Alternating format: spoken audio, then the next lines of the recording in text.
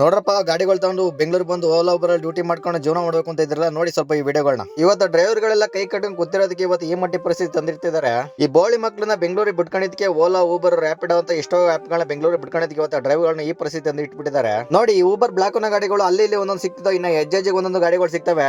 ಇನ್ನು ನಾವುಗಳು ಸಾಲ ಸುಲ ಮಾಡಿ ಗಾಡಿಗಳಿಗೆ ಬಂಡವಾಳ ಹಾಕೊಂಡು ಬೆಂಗಳೂರಿಗೆ ಒಂದು ದುಡಿಯೋಣ ತಂದಿರ್ತೇವೆ. ಈ ರೀತಿ ಊಬರ್ ಬ್ಲಾಕರ್ ಮಾಡಿದ್ರೆ ಡ್ರೈವರ್ ಕತೆ ಏನಾಗ್ಬೇಡ. ಈ ಊಬರ್ ಬ್ಲಾಕರ್ ಬೆಂಗಳೂರು ತುಂಬಾ ಹರಡಕ್ಕೆ ಆ ಡ್ರೈವರ್ ಗಳನ್ನ ಯಾವ ರೀತಿ ಕೊಂಡ್ಕತಿದ್ದಾರೆ ಅಂತಂದ್ರೆ ಕೂಡ ಸ್ಯಾಲರಿಗಳು ನೋಡಿದ್ರೆ ತಲೆ ಸುತ್ತ ಬೀಳ್ಬೇಕು. ನೋಡಿ ಇವತ್ತು ಓಲಾ ಊಬರ್ ಅಂತ ಎಷ್ಟೋ ಆಪ್ ಗಳನ್ನ ಬೆಂಗಳೂರಿಗೆ ತಂದು ಬಿಟ್ಟಿದ್ದಕ್ಕೆ ಇವತ್ತು ನಮ್ಮ ಡ್ರೈವರ್ ಗಳಿಗೆ ಏನ್ ಮಾಡ್ಕೋಬೇಕು ಅಂತ ನಮ್ಮ ಎಡ್ತಾ ನೋಡ್ಕೊಂಡು ಅವ್ರಿಗೆ ಹಾಕಿರೋಂತ ಗಾಡಿಗಳಿಗೆ ಹೋಗಿ ಡ್ರೈವರ್ ಕೆಲಸಕ್ಕೆ ಮಾಡ್ಕೊಂಡು ಕೈ ಕೊಟ್ಕೊಂಡು ನಿಂತ್ಕೊಳ್ಳೋ ಪರಿಸ್ಥಿತಿ ಬರುತ್ತೆ.